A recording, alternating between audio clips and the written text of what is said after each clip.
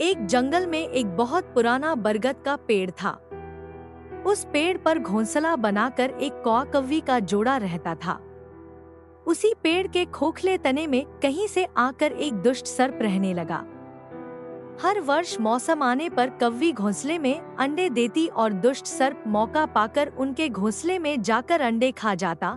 एक बार जब कौआ व कौवी जल्दी भोजन पाकर शीघ्र ही लौट आए तो उन्होंने उस दुष्ट सर्प को अपने घोंसले में रखे अंडों पर झपटते देखा।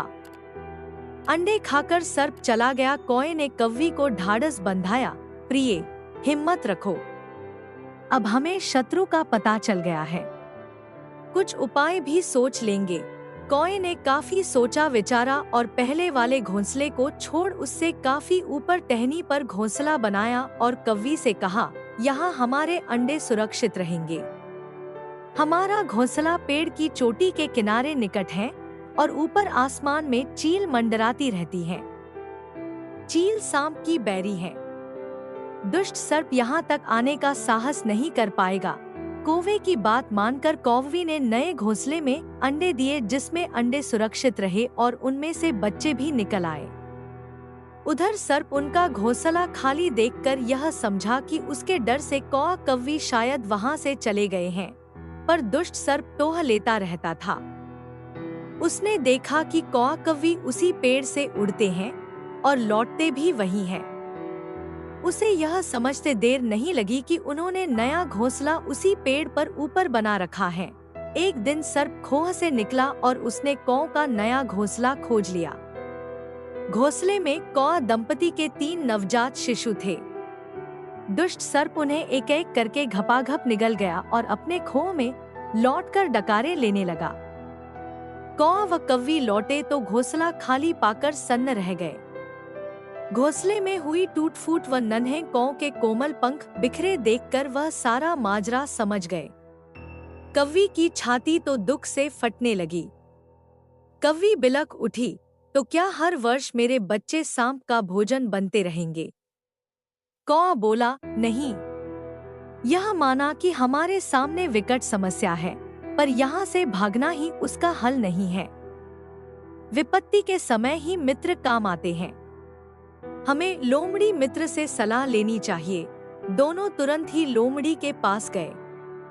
लोमड़ी ने अपने मित्रों की दुख भरी कहानी सुनी। उसने कौआ तथा कौवी के आंसू पोंछे। लोमड़ी ने काफी सोचने के बाद कहा, मित्रों, तुम्हें वह पेड़ छोड़कर जाने की जरूरत नहीं है। मेरे दिमाग में एक तरकीब है जिससे उस दुष्ट सर्प से छुटकारा पाया जा सकता है।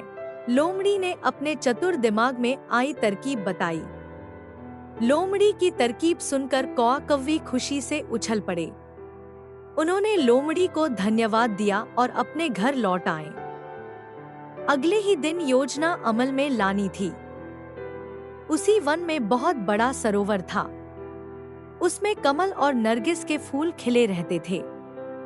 हर मंगलवार को उस प्रदेश की राजकुमारी अपनी सहेलियों के साथ वहां जल क्रीड़ा करने आती थी।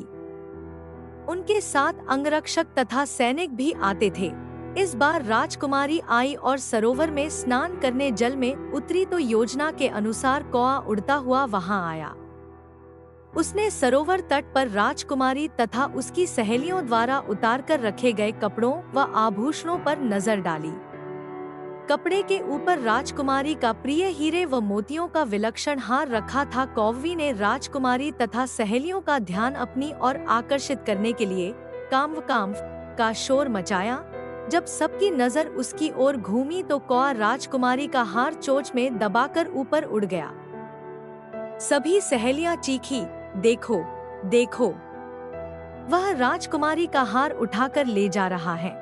सैनिकों ने ऊपर देखा तो सचमुच एक कौआ हार लेकर धीरे धीरे उड़ता जा रहा था।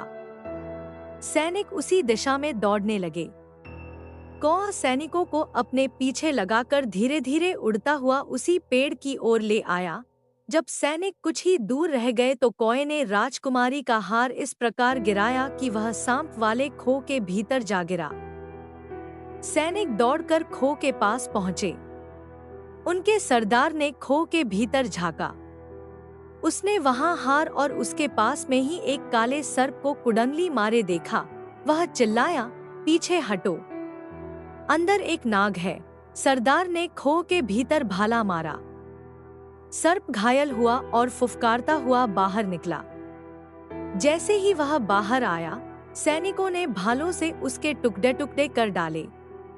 सीख, सूझबूझ का उपयोग कर हम बड़ी से बड़ी ताकत और दुश्मन को हरा सकते हैं।